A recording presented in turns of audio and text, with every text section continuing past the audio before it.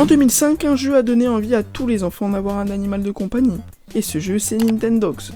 Aujourd'hui, on va parcourir l'histoire de Nintendogs et la chute triste et inévitable du jeu en commençant par la sortie du jeu.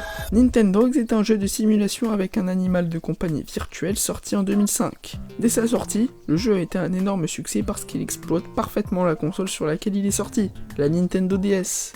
On utilise énormément l'écran tactile et le micro. Le jeu a marché parce que pour une fois, on a une vraie relation dans un jeu. On dresse notre chien, on lui donne un nom, on le nourrit, on joue avec lui et il nous reconnaît. Nintendo a frappé très fort. Le jeu s'est vendu à 24 millions d'exemplaires. C'est le deuxième jeu le plus vendu de sa console. Et il a réussi à toucher un public très large. Nintendo a bien compris ça et ils ont décidé de nous sortir une suite. À Nintendogs en 2011, Nintendogs plus Cats vient de sortir sur la Nintendo 3DS. Il nous tease des graphismes améliorés, de nouveaux animaux de compagnie, les chats en l'occurrence, et de la 3D. Mais dans le jeu en lui-même, les nouveautés sont limitées, le gameplay n'évolue pas beaucoup, et le public a changé.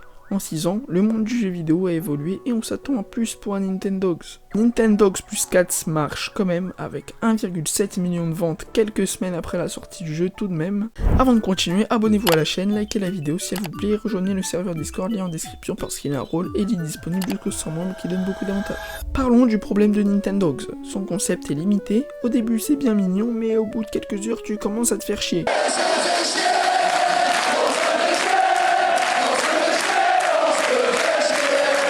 C'est un jeu basé sur la routine, ce qui marche à court terme, et la concurrence arrive.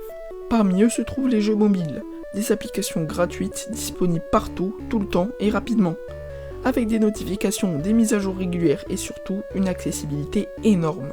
Pourquoi s'embêter à allumer la console, mettre la cartouche, allumer le jeu et attendre le chargement alors que tu peux jouer en appuyant sur 2 boutons? Même les autres jeux de simulation avec des animaux de compagnie s'améliorent. Nintendogs de son côté devient lent, rigide, dépassé et puis plus rien.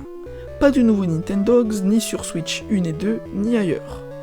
Nintendo n'a jamais vraiment expliqué pourquoi, mais c'est sûrement parce que le jeu ne serait pas rentable à long terme, étant donné que le public ciblé est passé à autre chose. Nintendogs n'a pas disparu du jour au lendemain.